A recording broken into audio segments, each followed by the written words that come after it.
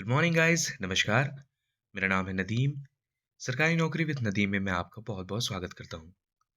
आज 19 फरवरी के current affairs लेकर मैं आपके सामने प्रस्तुत हुआ हूँ।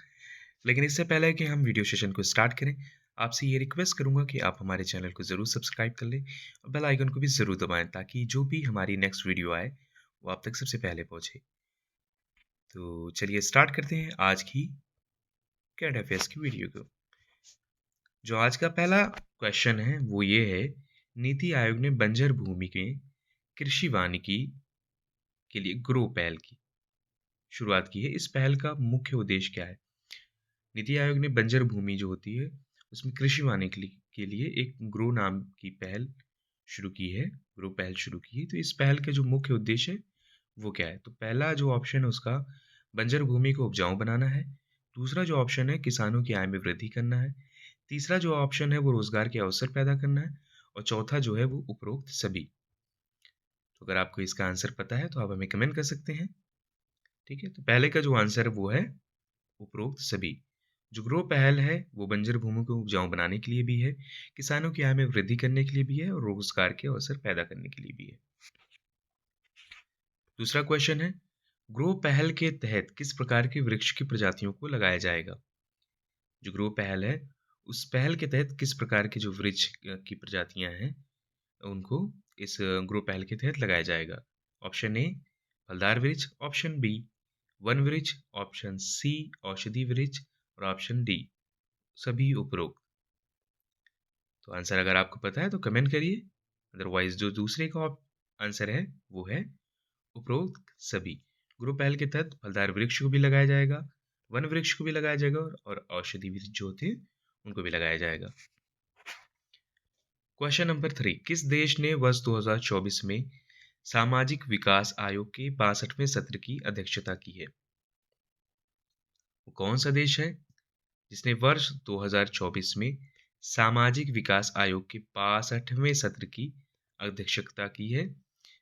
पहला है भारत, दूसरा ऑप्शन है चीन, तीसरा जो ऑप्शन है वो बांग्लादेश और चौथा ऑप्शन है ब्राज़ील। तो अगर आपको आंसर पता है तो कमेंट करिए। वापस से रिपीट कर रहा हूँ मैं ये ऑप्शन, पहला भारत, दूसरा चीन, तीसरा है बांग्लादेश और चौथा है ब्राज़ील। तो इसका जो तीसरे का सही आंसर है वो है भारत। भारत देश ने वर्ष 2024 में सामाजिक विकास आयोग के 62वें सत्र की अध्यक्षता की है। ठीक है, तो नेक्स्ट क्वेश्चन की तरफ बढ़ते हैं। चौथा क्वेश्चन है, अंतर्राष्ट्रीय समावेशन गठबंधन सम्मेलन 2024, अंतर्राष्ट्रीय समावेशन गठबंधन सम्मेलन 2024 जो कि नई दिल्ली के Stein auditorium Indian habitat centre में मनाया गया, किस तारीख को आयोजित हुआ था?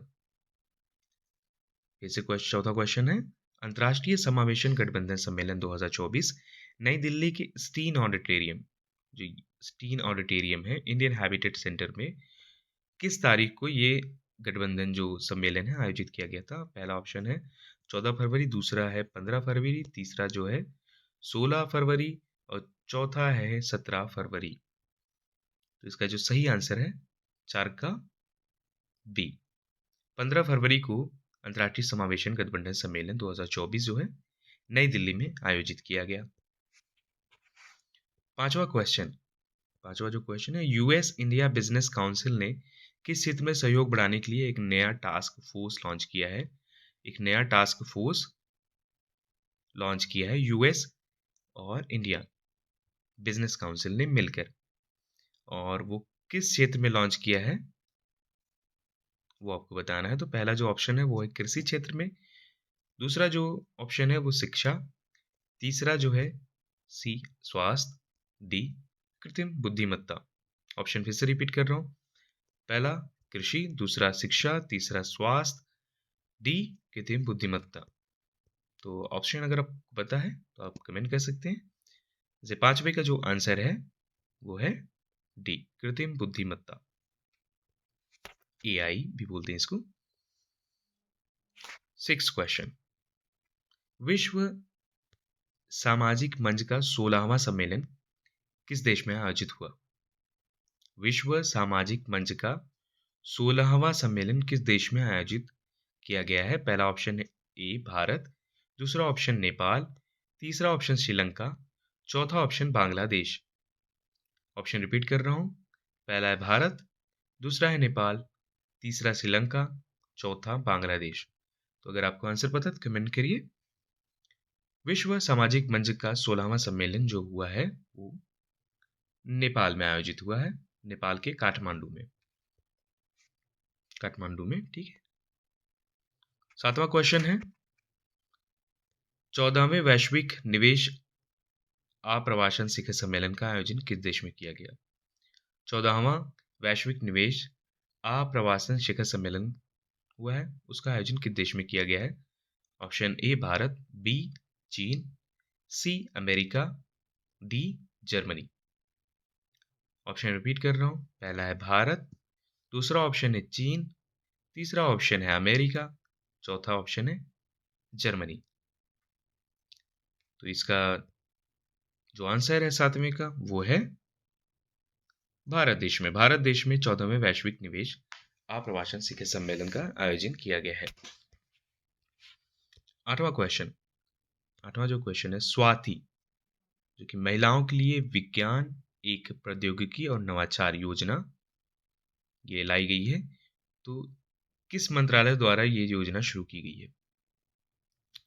स्वाति नाम की एक महिलाओं के लिए विज्ञान एवं प्रौद्योगिकी और नवाचार से संबंधित योजना लाई गई है। वो योजना जो है किस मंत्रालय द्वारा शुरू की गई है? पहला ऑप्शन है विज्ञान और प्रौद्योगिकी मंत्रालय, दूसरा जो ऑप्शन है महिला और बाल विकास मंत्रालय, तीसरा ऑप्शन मानव संसाधन विकास मंत्रालय, चौथा कौशल विकास और उद्यमिता मंत्रालय। ऑप्शन रिपीट कर रहा हूँ। पहला जो ऑप्शन है स्वाति महिलाओं के लिए विज्ञान, एक प्रौद्योगिकी और नवाचार योजना किस मंत्रालय द्वारा शुरू की गई है? ऑप्शन ए विज्ञान और प्रौद्योगिकी मंत्रालय, ऑप्शन ए बी महिला और बाल विकास मंत्रालय, ऑप्शन सी मानव संसाधन विकास मंत्रालय, ऑप्शन डी कौशल विकास और उद्यमिता मंत्रालय। इसका जो सही आंसर है वो है विज्ञान और प्रौद्योगिकी मंत्रालय। 8वें का आंसर है ए विज्ञान और प्रौद्योगिकी मंत्रालय। Question number 9, PM Modi Dubai में भारत मार्ट की आधारशिला रखेंगे। भारत मार्ट क्या है? पीएम मोदी जी दुबई में एक भारत मार्ट की आधारशिला रखने वाले हैं। तो जो भारत मार्ट है वो क्या है? पहला ऑप्शन एक शॉपिंग मॉल है, दूसरा बी एक थोक बाजार, सी एक कृषि बाजार, डी एक online place market place. Question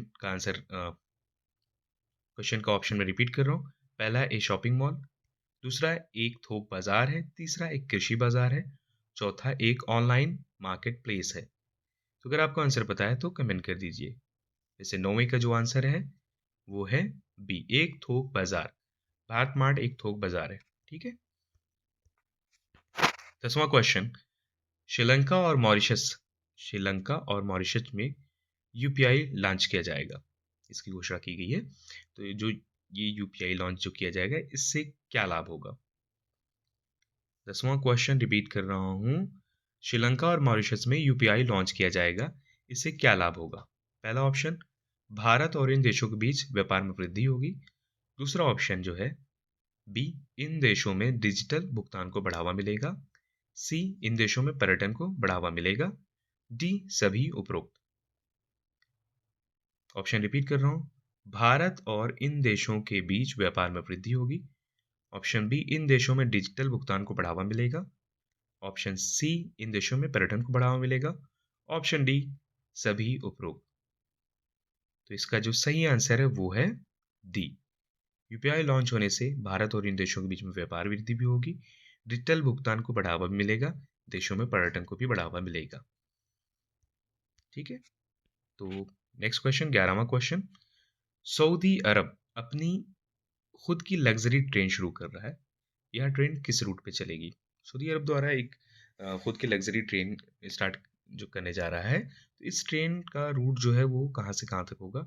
पहला रियाद से जिद्दा, दूसरा रियाद से दम्माम, सी रियाद से मदीना, डी रियाद से अबू धाबी। रियाद से जिद्दा ए है, रियाद से दम्माम बी, रियाद से मदीना 3, रियाद से अबू धाबी 4। तो 11 का आंसर है बी, रियाद से दमाम। रियाद से दमाम तक ये ट्रेन चलेगी।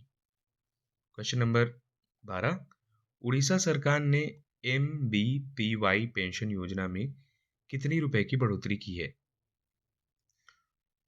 MBPY पेंशन योजना राशि जो है उड़ीसा में कितनी बढ़ा दी गई है? उड़ीसा सरकार ने कितनी इस राशि में बढ़ोतरी की है?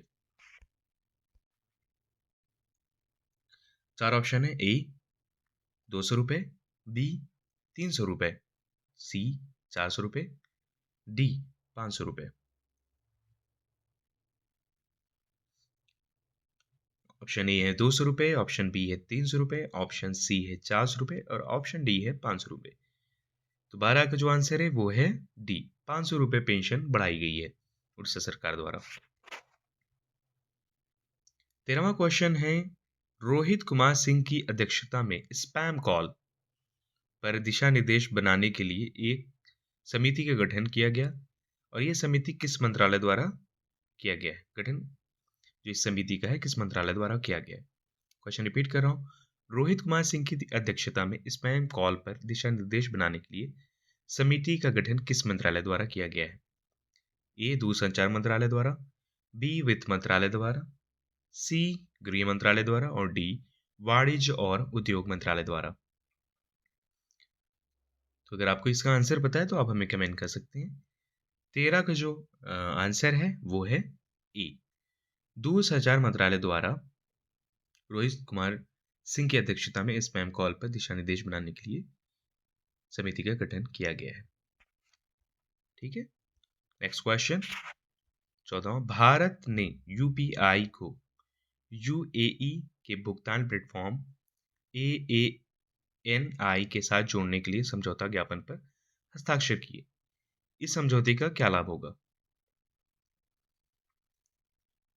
भारत ने यूपीआई और यूएई के भुगतान प्लेटफॉर्म AANI के साथ जोड़ने के लिए समझौता ज्ञापन पर हस्ताक्षर किए। इस समझौते का क्या लाभ होगा? पहला, भारत और यूएई के बीच व्यापार में वृद्धि होगी। दूसरा जो ऑप्शन है, दोनों देशों में डिजिटल भुगतान को बढ़ावा मिलेगा। तीसरा जो ऑप्शन है, दोनों देशों के बीच पर्यटन को बढ़ावा मिलेगा। चौथा जो ऑप्शन है वो है डी, सभी उपरोक्त। 14वें का फिर से ऑप्शन रिपीट कर रहा हूँ। पहला ए, भारत और यूएई के बीच व्यापार में वृद्धि होगी। ऑप्शन बी, दोनों देशों में डिजिटल भुगतान को बढ़ावा मिलेगा। सी, दोनों देशों के बीच पर्यटन को बढ़ावा मिलेगा, उपरोक्त सभी। इसका जो सही आंसर है वो है सभी उपरोक्त चारों। 15वां क्वेश्चन, आशा और आंगनबाड़ी कार्यकर्ता आयुष्मान भारत योजना से जुड़ेंगे। आशा और आंगनबाड़ी कार्यकर्ताओं ने आयुष्मान भारत योजना से जुड़ने की घोषणा की है, तो इससे क्या लाभ होगा? ये जुड़ने वाले हैं, तो इससे आशा और आंगनबाड़ी कार्यकर्ता आयुष्मान भारत योजना से अगर जुड़ जाते हैं तो उससे क्या लाभ होगा? पहला जो है ए, उन्हें योजना के तहत स्वास्थ्य बीमा मिलेगा। बी, वे योजना के तहत स्वास्थ्य सेवाओं का लाभ उठा सकेंगी। सी, वे योजना के बारे में लोगों को जागरूक कर सकेंगी। फिर से रिपीट कर रहा हूँ कि उन्हें योजना के तहत स्वास्थ्य बीमा मिल जाएगा जो आशा और आंगनबाड़ी कार्यकर्ता हैं। दूसरा बी, वे योजना के तहत स्वास्थ्य सेवाओं का लाभ उठा सकेंगी। सी है, वे योजना के बारे में लोगों को जागरूक कर सकेंगे और ऑप्शन डी है सभी उपरोक्त। तो इसका जो सही आंसर है वो है सभी उपरोक्त। आशा और आंगनबाड़ी कार्यकर्ता अगर आयुष्मान भारत योजना से जुड़ जाते हैं तो उन्हें योजना के तहत स्वास्थ्य बीमा का लाभ दिया जाएगा और योजना के तहत स्वास्थ्य सेवाओं का लाभ भी उन्हें मिलेगा। वो दूसरों को भी इस योजना के बारे में जागरूक कर सकेंगे। तो इसी के साथ आज का ये करंट अफेयर सेशन जो है कंप्लीट होता है। अगर आपने हमारे चैनल को सब्सक्राइब नहीं किया है तो मैं रिक्वेस्ट करूंगा कि हमारे चैनल को ज़रूर सब्सक्राइब कर लें। बेल आइकन को भी ज़रूर दबाइएगा ताकि जो भी हमारे नेक्स्ट वीडियो आती है वो आप तक पहुंच जाए। और एक बार मैं कहना चाहूँगा कि जो भी हमारी वीडियोस रहती हैं उनको आप एक कॉपी और पेन ले लिया करें और बैठ के उनको लिख लिया करें, ताकि एक वक्त ऐसा आएगा कि जब आपके पास ढेर सारी करंट अफेयर्स खुद के आपके पास कंटेंट अवेलेबल रहेंगे तो आपको मल्टीपल सोर्सेस तलाशने की ज़रूरत नहीं पड़ेगी। आपके पास काफ़ी ज़्यादा कंटेंट अवेलेबल हो जाएंगे। तो ठीक है, इसी के साथ फिर से कहूँगा कि सब्सक्राइब कर दीजिएगा अगर हो सके, और like and share, press the bell icon, and bye. जय हिंद, आपका दिन शुभ हो। नमस्कार।